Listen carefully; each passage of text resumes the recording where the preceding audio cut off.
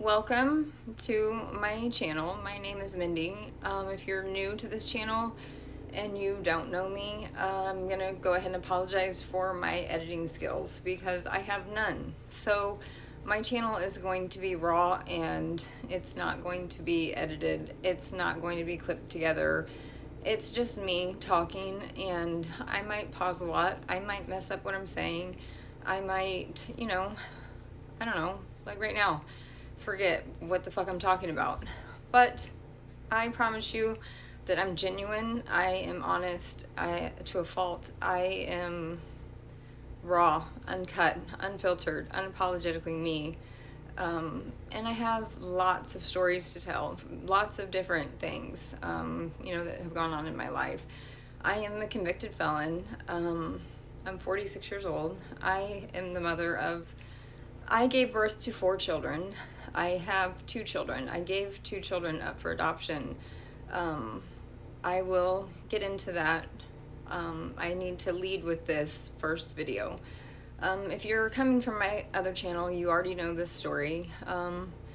But if you're new to this channel, please watch and enjoy. Like, subscribe, share, do all the things. I appreciate you.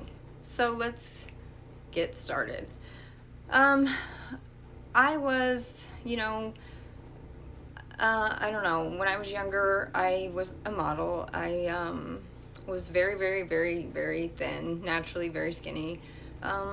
My freshman year in college, which people would like to debate whether or not I went to college, I did go to college. Lots of times I went to college and I flunked out. Every time. I did that for about 5 years, I think. So I went to 2 different colleges. All the same, I had a freshman year, bitch. I had a freshman year. Whether I passed or failed, it was my freshman year of college. I gained a lot of weight. We're talking like I went from a size 0 to probably a size 8 or 10.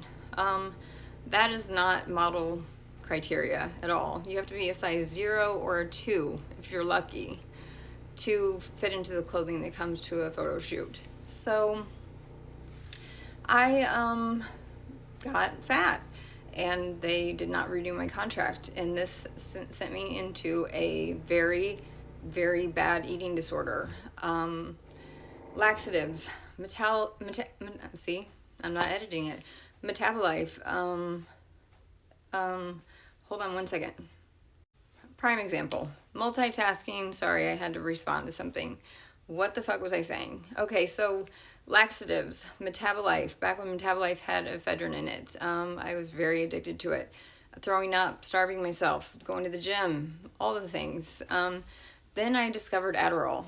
I got Adderall from one doctor, turned it into insurance, got Adderall from another doctor, paid cash, pretending like I didn't have insurance. Got caught about 10 years later, got flagged, couldn't get it anymore. My own mother gave me meth. Told me I was fat, told me to swallow it, told me it would be the same thing as Adderall, really, and just to take it and I would lose weight. And that's all I gave a fuck about, was being skinny, because my entire life was based around being thin, and I was desperate to be thin. So swallowed the meth. Nothing like Adderall. Holy fucking shit. Wow. So, yeah, I didn't eat for 10 days, nor did I sleep for 10 days. I swallowed this big chunk of meth. And 10 days went by, I lost about 15 pounds. And I thought to myself, this is the greatest fucking thing of ever. Greatest thing ever. And then time goes on, and, I have a dealer, and, I was addicted to it. I wanted it. He would tell me that he'd be there in 5 minutes. 5 hours would pass, and he still wouldn't show up. He didn't answer his phone. All the things. Just, every time I wanted it, it was something different, some bullshit. And I don't like to be played at all. I have to be in control of everything. So I thought that, it was a good idea that I just start selling dope myself, because I wanted it on deck. I didn't want to wait for anybody. I wanted it to be good every time, not some of the times. I didn't want to get fucked over anymore. I wanted to be in control. I went around to a couple local dealers, men, asked them to front me a 7. They all told me no. Still can't remember why I didn't just offer to pay for it. I guess I just thought the dope game worked on a barter or, a trading system, a borrowing system. I don't fucking know. was trying to act like I knew what I was doing. I didn't know. Okay, so they told me no. And so I thought to myself, you know what? I'm a pretty girl. I'm pretty sure that I'm confident that I can go find my own Hispanic man that, has a connection to ICE. I can do this.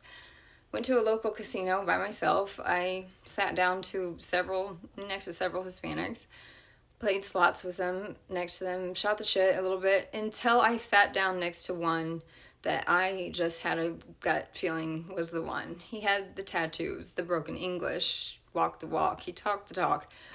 He just happened to tell me he just got out of the feds, and I was like, I think I'm onto something. And I said, why did you go to the feds? He said, conspiracy to distribute meth. And I said, ding, ding, ding, ding, ding. Here we go, we have a winner. So I asked him, do you have a connection to ICE? Because if you do, I can move that shit. So what's up? He says, as a matter of fact, my family brings it in once a week from Mexico. Okay. I said, well, I can get rid of it. So what's up? And we arranged to meet at my house. I eventually had two houses. I had a dope house and a house where I laid my head. He came to my house. We left the casino. I drove to my house. He went and got what I was thinking was going to be a 7, and he came over to my house. He walked in the door with a duffel bag. Okay, I wanted the 7 for myself, okay? I realized after a long conversation with this man that I can't let him know that I am a user. I am faking it because I'm acting like I'm a seller. And the level of the club, let's say, that I was dealing with, you can't be a user, okay? So I pretended that I could sell drugs. The duffel bag. I'm like, what the fuck is in this duffel bag? This is a duffel bag. This is not a fanny pack. It is a duffel bag.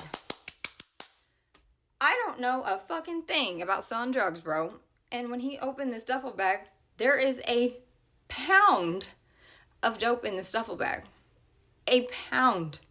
I don't know one person to sell this to, okay? I feel like I have to rush this story because I'm using TikTok because I like their camera better.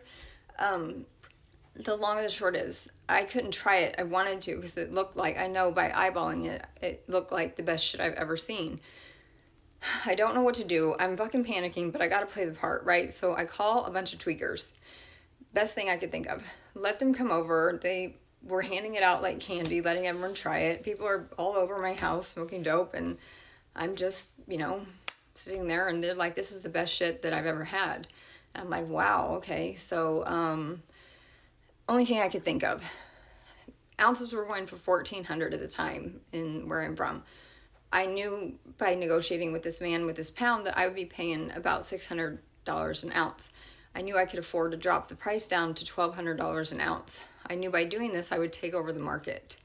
Everyone would have to change their prices to beat me, to meet me, what have you. Told the little tweakers that were in my house, hey, I got this. Good shit. $1,200. They called their people. I had the pound gone in a day. And that sets the story for what is to come, okay? So a pound would eventually be a joke to me. Not enough. Absolutely not enough at all. And when I first saw it, I thought, I'm gonna die. These people are gonna fucking kill me because I don't know what the fuck I'm doing. I've gotten myself into, hold on. Multitasking, can't edit, sorry. Don't know what I was saying. I think I was telling you that a pound would later become not enough at all to get through a day. I became one of the largest meth dealers in the metropolitan area from where I'm from for a very long time. I ran game like a fucking arcade, bro. I did. I was that bitch.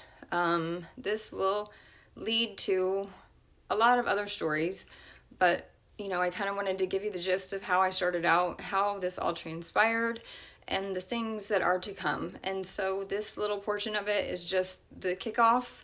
I hope you enjoyed it. I hope you'll be back for the rest. Okay? I love you guys. Bye-bye.